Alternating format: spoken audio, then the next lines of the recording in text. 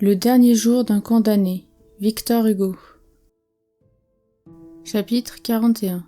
Eh bien donc, ayant du courage avec la mort, prenons cette horrible idée à deux mains et considérons-la en face. Demandons-lui compte de ce qu'elle est, sachons ce qu'elle nous veut, retournons-la en tous sens, épelons l'énigme et regardons d'avance dans le tombeau. Il me semble que dès que mes yeux seront fermés, je verrai une grande clarté et des abîmes de lumière où mon esprit roulera sans fin.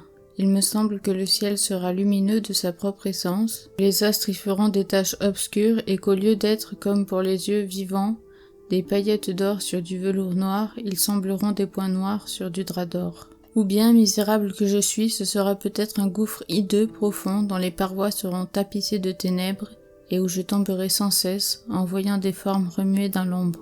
Ou bien, en m'éveillant après le coup, je me trouverai peut-être sur quelque surface plane et humide, rampant dans l'obscurité et tournant sur moi-même comme une tête qui roule. Il me semble qu'il y aura un grand vent qui me poussera et que je serai heurté çà et là par d'autres têtes roulantes. Il y aura par place des mares et des ruisseaux d'un liquide inconnu et tiède, tout sera noir. Quand mes yeux, dans leur rotation, seront tournés en haut, ils ne verront qu'un ciel d'ombre, dont les couches épaisses pèseront sur eux, et au loin, dans le fond, de grandes arches de fumée plus noires que les ténèbres. Ils verront aussi voltiger dans la nuit de petites étincelles rouges, qui en s'approchant deviendront des oiseaux de feu, et ce sera ainsi toute l'éternité. Il se peut bien aussi qu'à certaines dates, les morts de la grève se rassemblent par de noires nuits d'hiver sur la place qui est à eux. Ce sera une foule pâle et sanglante, et je n'y manquerai pas. Il n'y aura pas de lune, et on parlera à voix basse. L'hôtel de ville sera là avec sa façade vermoulue, son toit déchiqueté, et son cadran qui aura été sans pitié pour nous tous. Il y aura sur la place une guillotine de l'enfer, où un démon exécutera un bourreau. Ce sera à 4 heures du matin. À notre tour, nous ferons foule autour.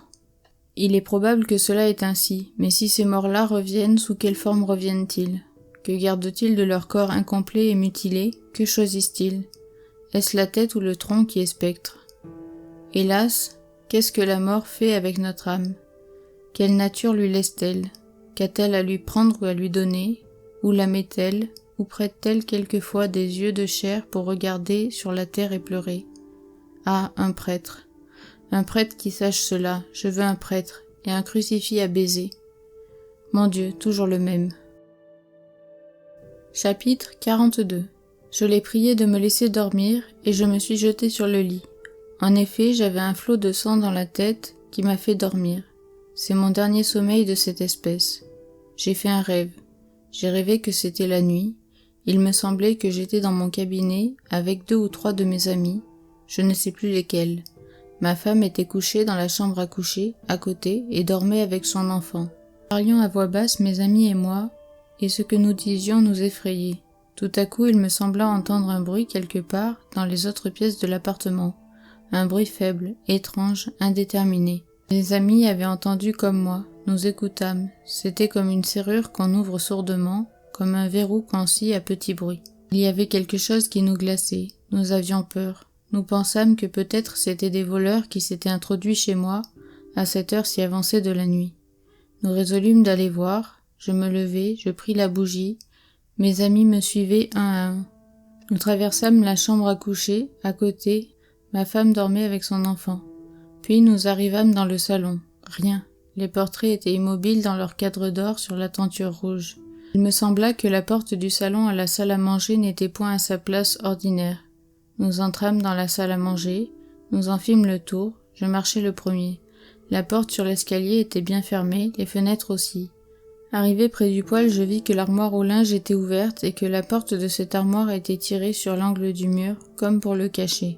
Cela me surprit. Nous pensâmes qu'il y avait quelqu'un derrière la porte. Je portai la main à cette porte pour refermer l'armoire. Elle résista.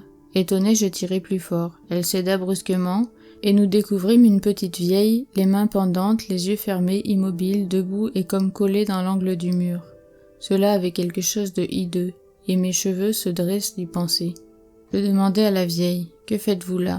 Elle ne répondit pas. Je lui demandai, « Qui êtes-vous » Elle ne répondit pas, ne bougea pas et resta les yeux fermés. Mes amis dirent, « C'est sans doute la complice de ceux qui sont entrés avec de mauvaises pensées. Ils se sont échappés. En nous entendant venir, elle n'aura pas pu fuir. Et s'est cachée là. Je l'ai interrogée de nouveau, elle est demeurée sans voix, sans mouvement, sans regard. Un de nous l'a poussée à terre, elle est tombée. Elle est tombée tout d'une pièce, comme un morceau de bois, comme une chose morte. Nous l'avons remuée du pied, puis deux de nous l'ont relevée et de nouveau appuyée au mur. Elle n'a donné aucun signe de vie. On lui a crié dans l'oreille, elle est restée muette, comme si elle était sourde. Cependant, nous perdions patience, et il y avait de la colère dans notre terreur. Un de nous m'a dit « Mettez-lui la bougie sous le menton ». Je lui ai mis la mèche enflammée sous le menton, alors elle a ouvert un œil à demi, un œil vide, terne, affreux, et qui ne regardait pas.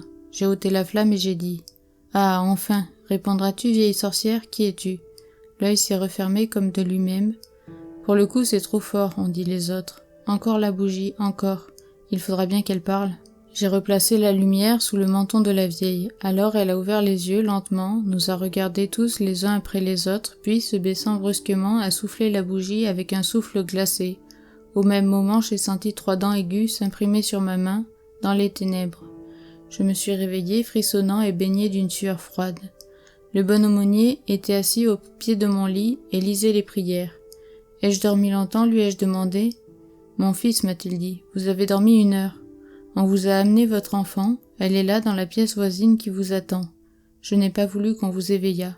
Oh, ai-je crié, ma fille, qu'on m'amène ma fille !»